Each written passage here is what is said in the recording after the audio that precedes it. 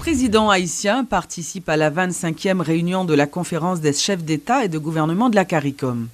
Accompagné du ministre des Affaires étrangères, M. Pierre-Richard Casimir, le chef de l'État a laissé le pays ce lundi en direction de Saint-Vincent et Grenadines pour prendre part à cette réunion qui se tient les 10 et 11 mars.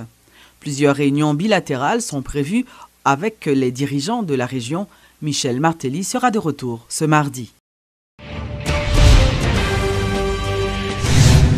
Le Premier ministre Laurent Lamotte, en voyage actuellement, s'est entretenu avec le président vénézuélien Nicolás Maduro dimanche dernier à Caracas dans le cadre d'une visite de 24 heures.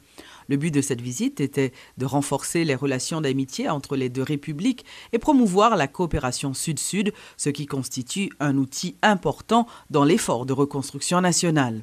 Au cours de cette rencontre, les deux hommes ont discuté de la pérennisation de l'accord Petro-Caribé en vue d'intensifier les projets sociaux.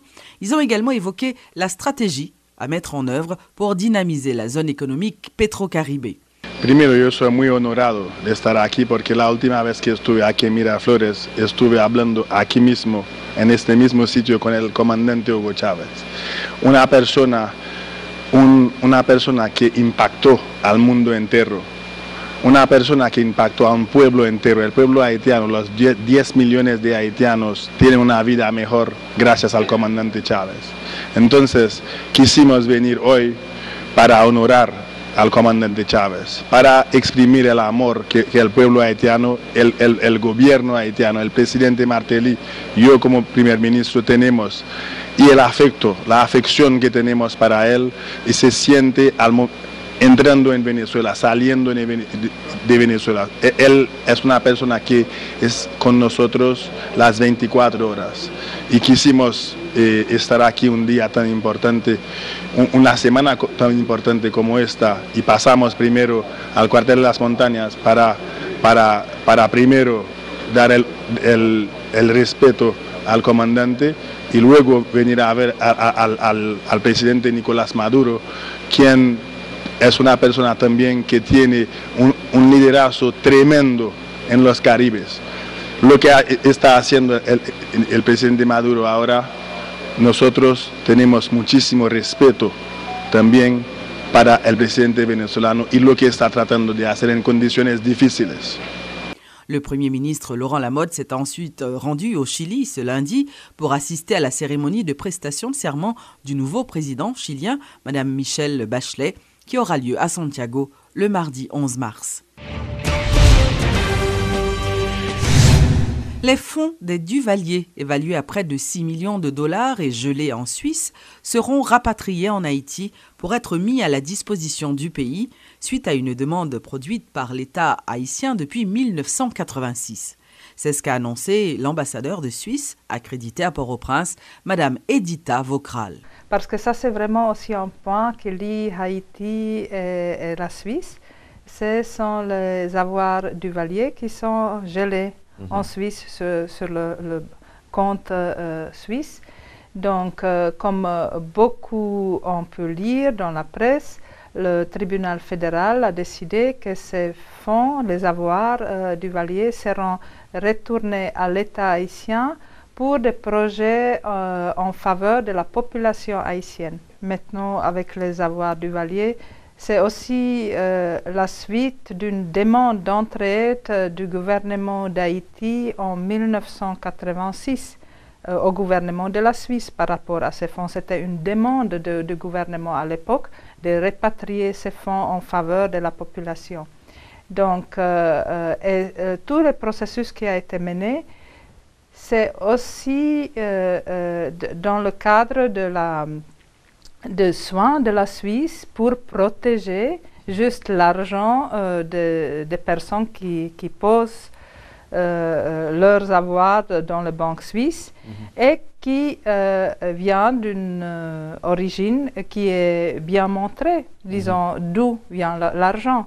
Donc, c'est aussi une lutte de la Suisse pour maintenir les règles de sa place de finance. Dans son dernier rapport, le Bureau de la démocratie, des droits de l'homme et du travail du département d'État américain fait état de plusieurs cas de violation des droits humains par l'administration Martelly au cours de l'année 2013. Le rapport du département d'État note également des dérives des forces de l'ordre et des fonctionnaires de l'administration Martelly à l'encontre des journalistes. Mais le gouvernement met en doute les conclusions du dernier rapport du Bureau de la démocratie, des droits de l'homme et du travail du département d'État américain. Lors d'une rencontre avec la presse ce lundi, le directeur de cabinet du Premier ministre a fait savoir qu'un document prenant le contre-pied du rapport est actuellement en cours d'élaboration en vue d'exprimer clairement les réserves de l'État haïtien. On pense qu'il y a des informations qui sont pas précises et il y a des allégations que nous pensons qu'il faut répondre sur ça. En général, nous tous connaissons que effectivement c'est une préoccupation et une priorité pour le gouvernement pour nos travail sur la question de détention préventive prolongée. Nous faisons une réunion avec le ministre de la Justice sur ça pour nous voir comment pour nous non seulement faire des actions précises, mais des actions durables dans le système judiciaire, assurer que nous chitons avec ces SPJ pour que il y ait plus de chambres correctionnelles qui ouvrent au niveau du tribunal de première instance, que juge Cap Chita et mettez une structure en place pour tendre dossier moun qui en détention préventive prolongée. Ça, c'est vraiment une préoccupation. Et d'autres violations de droits humains qui en cours, parce que le rapport a mentionné de investigation qu'a fait de apparemment une perception sur tel ou tel cas. Ça a nous demandé police nationale et pour faire investigation tout, pour écouter une allégation si c'est vrai. Et si c'est vrai, ça t'est arrivé, eh bien, nous avons déjà parlé avec le directeur de police nationale là pour prendre des mesures qu'il faut, disciplinaires qu'il faut pour que si tu as un dérapage, selon le rapport ça, pour porter des mesures correctionnelles pour que pas de répétition ça. 20 personnes ont été arrêtées, dont 4 chefs de gang, au cours de plusieurs opérations menées par la direction centrale de la police judiciaire durant le mois de février. C'est ce que rapporte le porte-parole adjoint de la PNH, Gary Desrosiers. Viol, kidnapping, homicide sont autant de chefs d'accusation retenus contre ces détenus.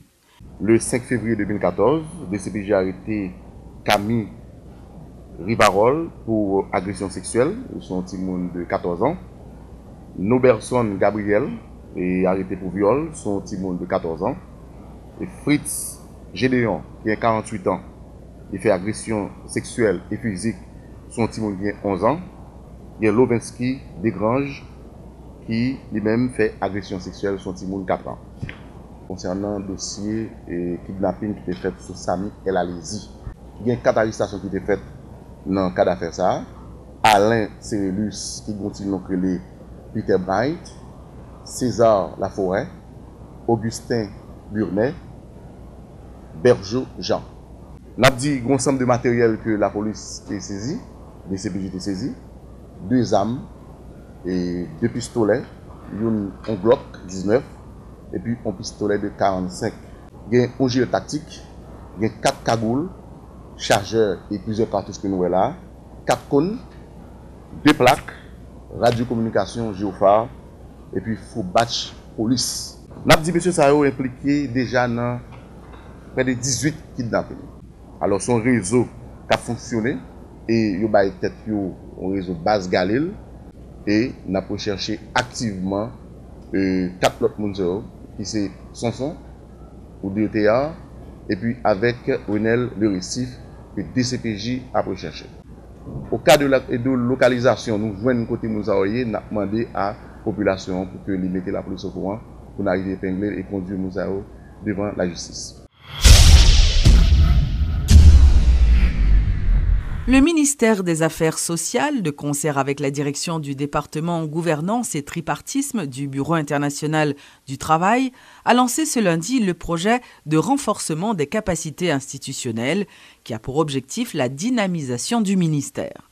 Selon le ministre Charles Jean-Jacques, ce projet, qui devra durer 2 ans, permettra au ministère de renforcer les compétences et les moyens d'intervention des services d'inspection du travail afin qu'ils puissent mener régulièrement et systématiquement des visites de contrôle dans les entreprises du secteur textile. Ce projet répond également à une obligation pour Haïti d'améliorer ses capacités à vérifier la conformité des usines du secteur textile bénéficiant des avantages tarifaires de la loi Hope et de respecter les normes fondamentales du travail et la législation haïtienne. Cette nouvelle approche contribuera à améliorer les conditions de travail des travailleurs en raison de l'impact positif de la saine atmosphère qui en découlera. Elle favorisera une nette amélioration des relations entre les employeurs et les travailleurs. Cette action s'inscrit dans la ligne de la politique du gouvernement haïtien, visant à promouvoir la création d'emplois dans un environnement sécuritaire pour les masses laborieuses haïtiennes désireuses de changer leurs conditions de vie. Cette opportunité offerte de développer l'industrie textile par le truchement des accords préférentiels de la loi Hope adoptée par le Congrès américain afin de promouvoir le commerce avec Haïti représente pour nous le genre de situation à exploiter au maximum afin d'accroître le marché du travail. Le plus grand salon littéraire créatif se tiendra en Haïti les 15 et 16 mars prochains. Baptisé Créata, tous les métiers créatifs seront à l'honneur au Caribé Convention Center où plus d'une vingtaine d'exposants exposeront leurs œuvres. Créata, c'est une initiative qui rassemble tout acteur dans le domaine créatif, digital qui est dans le pays. Alors, le plus que nous avons besoin dans un moment pour la première initiative, nous, et pour que nous démontrions tout ça que nous avons pour nous offrir dans le domaine, dans le secteur digital, le secteur créatif là ici.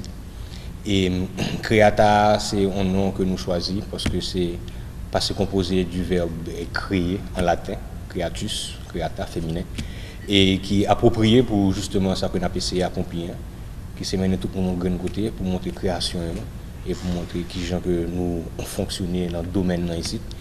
Et avec ça, il y a tout le monde le 15 et le 16 et mars, Caribé, et samedi et dimanche.